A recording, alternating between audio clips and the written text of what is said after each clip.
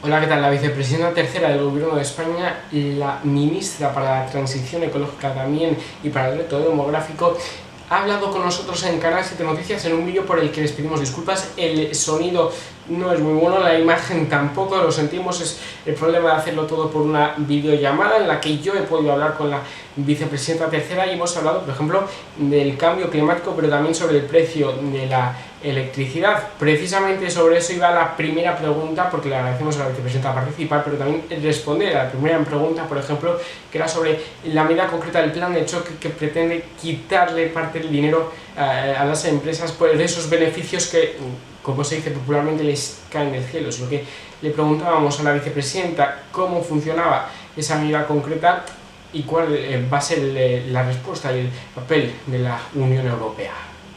Se le trae parte, pero no todo. Este es el primer comentario. El segundo comentario es que es verdad que lo que estamos viviendo es una situación excepcional y este es el motivo por el que nos parecía que era muy importante, primero, que la Comisión Europea genere orientaciones que permitan que todos los Estados miembros, en una situación que es muy difícil de mantener, busquen cómo dar cobertura a los consumidores.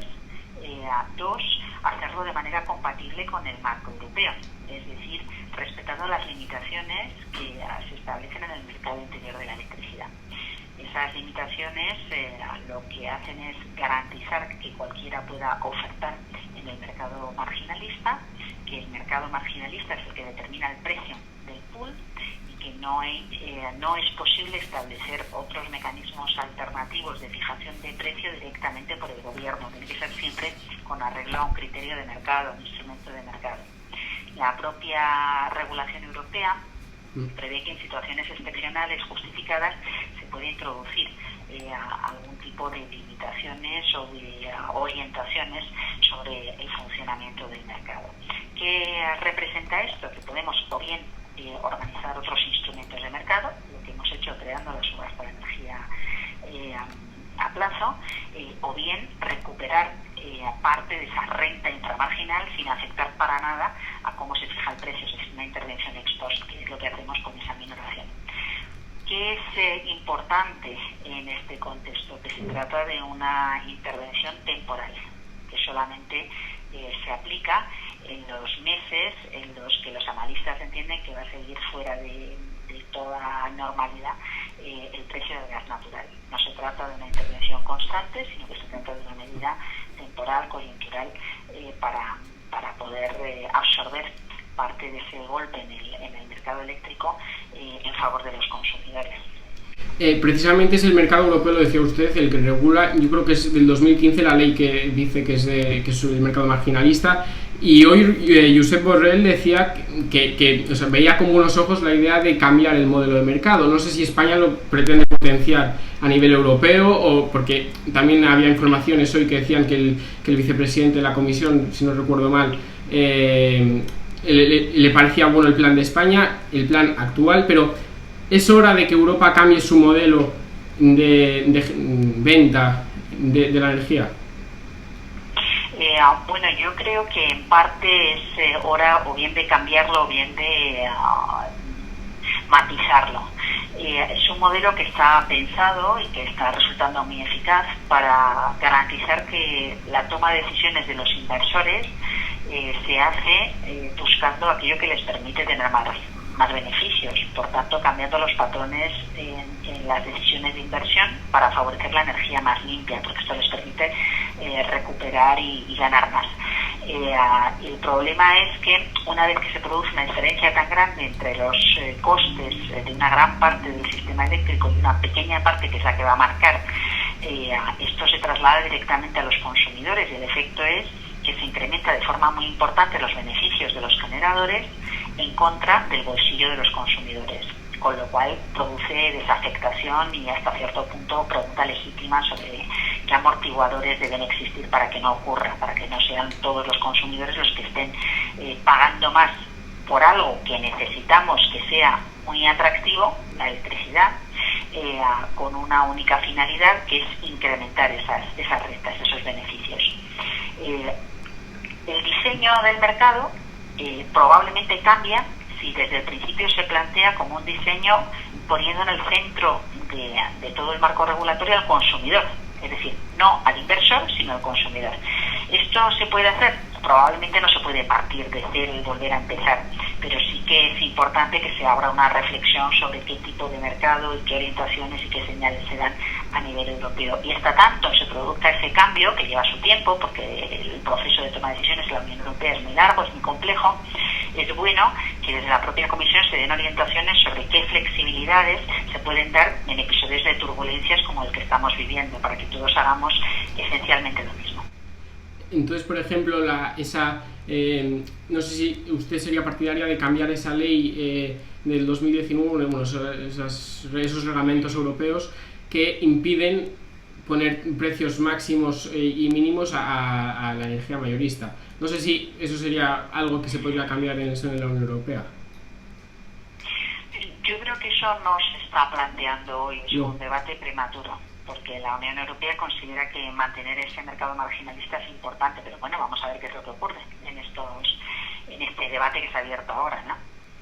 Sí, y me gustaría terminar con esto de la luz antes de unas breves preguntas sobre el cambio climático, que supongo que agradecerá que alguien le pregunte sobre otra cosa estos días, pero ¿por qué España está teniendo un impacto distinto al de otros países de la Unión Europea? Porque parece que se nota más que, por ejemplo, Alemania o otros países que tienen distintos, que lo plantean de una misma manera, teniendo el mismo mercado y el mismo sistema marginalista, pues no se refleja tanto en la factura final de los consumidores. Supongo que también con este plan de choque es lo que pretenden, pero ¿por qué en otros países sin planes de choque no afecta? Bueno, hay distintas cosas.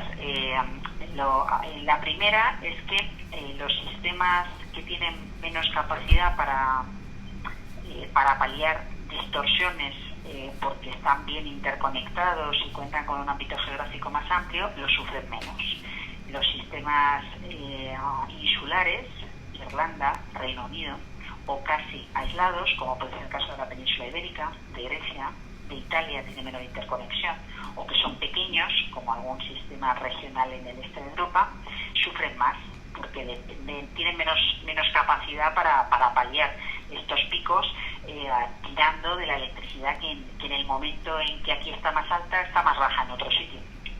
Los sistemas que están mucho más interconectados pueden jugar con esas flexibilidades, y eso explica por qué en general el mercado nórdico, que tiene una presencia de renovables muy alta, o el mercado centroeuropeo funciona con precios más bajos. Pero si te fijas, todos están teniendo precios históricos.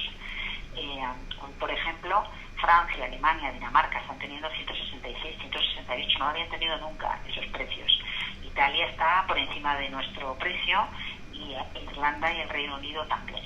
O sea que hay un factor diferencial, estamos menos interconectados, podemos diluir menos este tipo de tensiones en un espacio más amplio.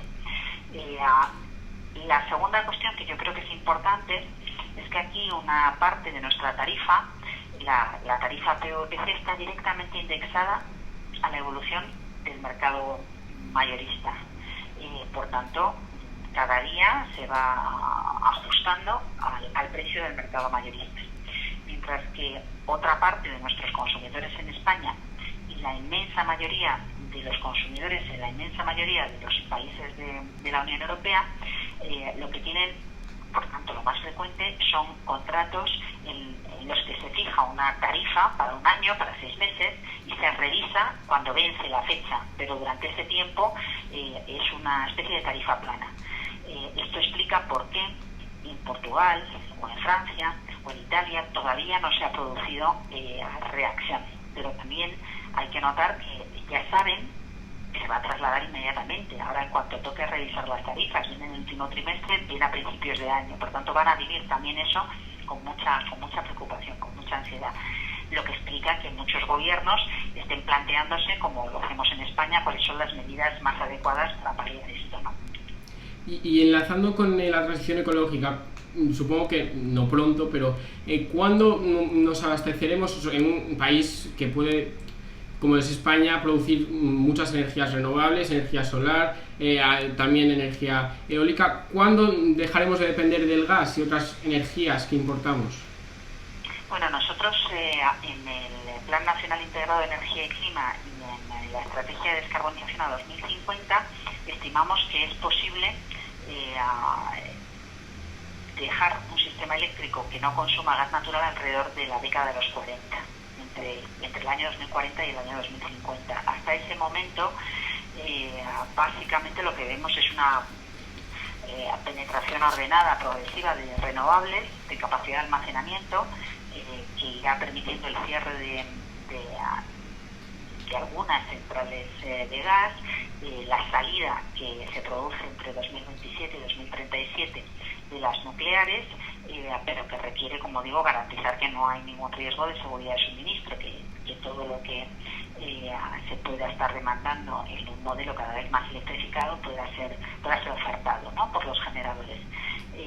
Así que más o menos en el entorno de 2040. Esto no significa que no pueda haber gas todavía para usos industriales y demás. Sí. En cuanto a las políticas verdes, ¿se hacen suficientes, o sea, se toman suficientes medidas, suficientes pactos para frenar el cambio climático? Porque la sensación es que no. Por ejemplo, en la Unión Europea pues sí que está el Green Deal ese, en el que todos los países se ponen de acuerdo, más o menos, para fomentar políticas verdes, pero luego hay otros países que todo lo que dejamos de producir nosotros, con todos los gases que dejamos de producir, pues los producen otros países a los que el cambio climático les da igual. Entonces no sé si en general vamos a llegar tarde para no convertir el planeta en algo inhabitable, digamos.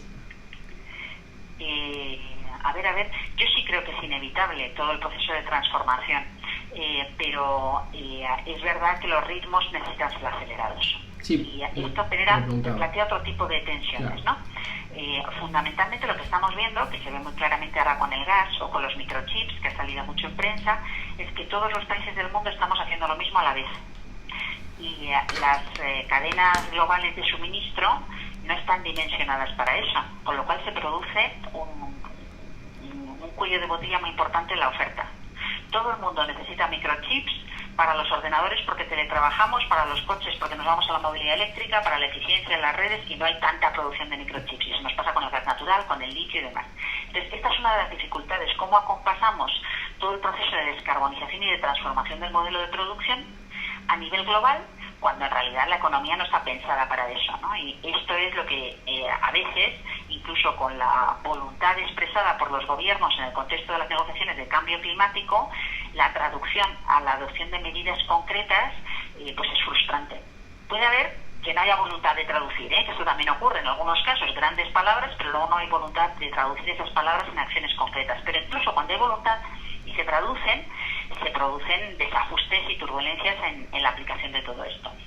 Claro, por eso quiero saber, hay la sensación de que, claro, es inevitable que la economía se transforme para que el cambio climático pues se frene de alguna manera, pero también da la sensación de que la economía no se está transformando lo suficientemente rápido. No sé si comparte esa afirmación.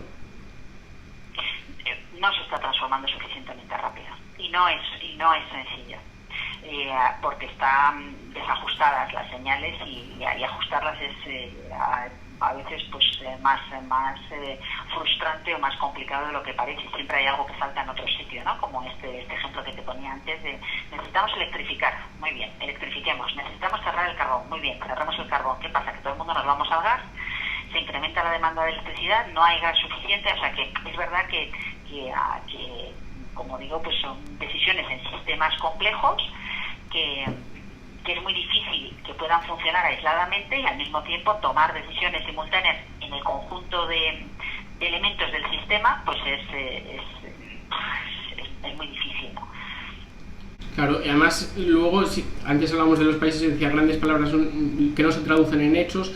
Claro, si luego vemos que, por ejemplo, hay países de la Unión Europea que exportan sus residuos y que luego son gestionados por países terceros, donde la basura deriva, por ejemplo, a lo mejor en islas o quemada y gases se producen y se vierten a la atmósfera, pues claro, al final, por un lado, a lo mejor Europa vende lo del Green Deal, pero luego los mismos europeos, pues a lo mejor en un contexto de no mirar hacia lo que pasa en terceros países, pues en realidad fomentamos el cambio climático de una manera...